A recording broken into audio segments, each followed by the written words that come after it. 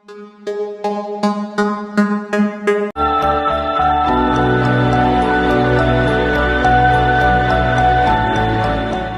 there are three words to describe San Juan, a frequent visitor of our place would say sunsets, beaches, and nightlife. After all, these are the top things that our dear municipality is known for. But for us locals, our home, the surfing capital of Luzon, also keeps a lot of mysteries like the sea.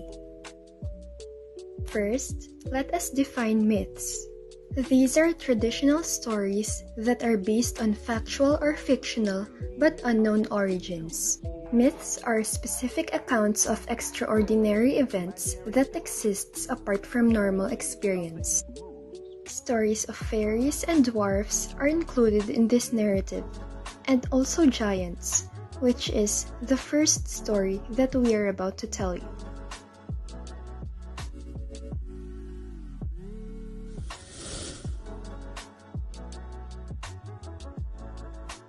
Giants are one of the most popular Philippine mythological creatures, and according to the townsmen, there happens to be one residing here in San Juan.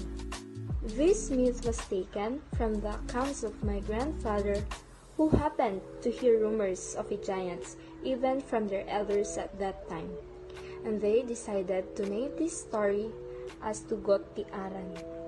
Elders who really saw the footprints believed that the existence of giants were real. But for some people who only heard the rumors, they believed that the shaped-like footprints were formed due to natural phenomena. So let's listen to the whole story of Tugot ti Aran. Lalakay mo kinaka-istorya ng talaga na ada di tungkol na ide niya. Umamo na dyan si Batong Burlas ada. Bagada may nga kandigay. Kanawan niya da dyan ni Sheribel. Kung pa dyan CB din dyan, bantay pa din, urubaan din dyan. Kanya natin FA. So ayan na, kung ano, nakadas na diyan, nagbaray ni Gambito niya, ayan na.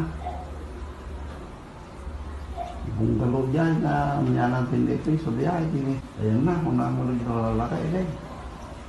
Tugot sa Aran. Aran nga rin Ilocano na nata pa. Dakal atao. Aran. Kaya nga tagakilat, isumati mo na da.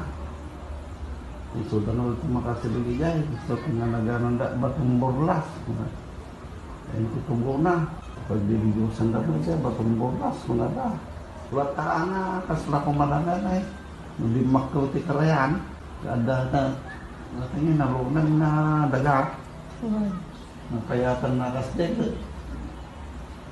Mga lang, tapi kasta na, dipita na. Kasdeg na. Kung lagi nakakaisula ang magtigil 6 inta na, tagakilat. Kasdeg. Tulyada mo laan. Tugot ti Aran. From the accounts of my grandfather, elders believed that the right footprint was located in Urbistondo, San Juan. But due to some renovations, a bulldozer truck accidentally destroyed it. On the other hand, the left footprint was located in Kilat, San Gabriel. People from San Gabriel named the specific place where the left footprint located as Batong Burlas, and it became one of the tourist spots of the municipality.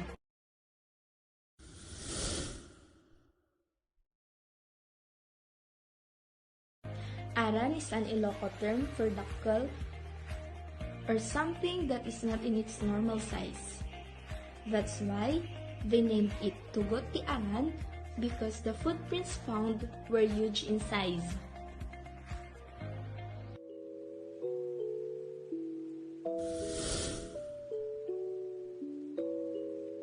It was the September of 1980, and my father was just 6 years old when he first heard the sounds of loud footsteps coming from outside when it was raining. But every time he looked up at the vast view of the forest from the window of our house, no one was there. The stories of the Katatawan were told by my great-grandfather, who happened to hear it from his elders. The Katatauans were believed to be nature spirits who lived in the forest of our home, Barangay Katdungan. Let us hear about the full story as told by my father.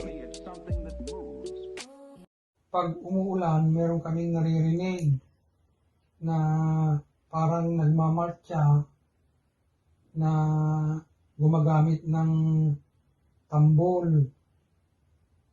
Sunod-sunod yung tunog ng tambol nila, parang may naglalakad.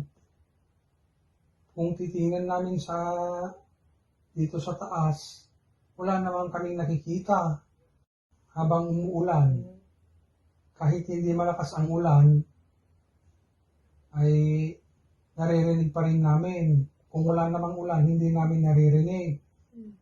Hindi naman sila nananakit. Parang may naglalakad lang na yun nga, tumutunog na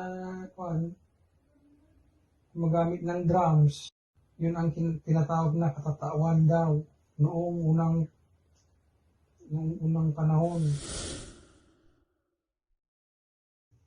From the accounts of my personal experiences, I have heard a lot of feet stomping every time it was raining, and this was because my room was located near the forest. But since rainy season has not arrived yet, I could not document the footsteps I have heard before. So for further observations, I visited the forest where the Katatauans lived. It was just a few steps from our house, and this is what it looks like. There was nothing weird or out of the ordinary. If the Katatauans really existed, it's an entirely different story. Because that would mean that there are indeed other creatures that are living among us in this world.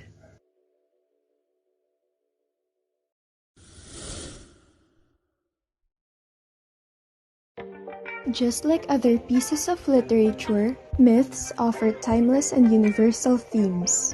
They give us insight into other times and places and help us see how much humankind has and had in common.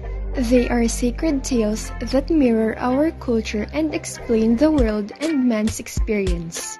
They also carry great lessons of good versus evil, greed, love, and fear, and we all know that these concepts are all as prominent then as they are now.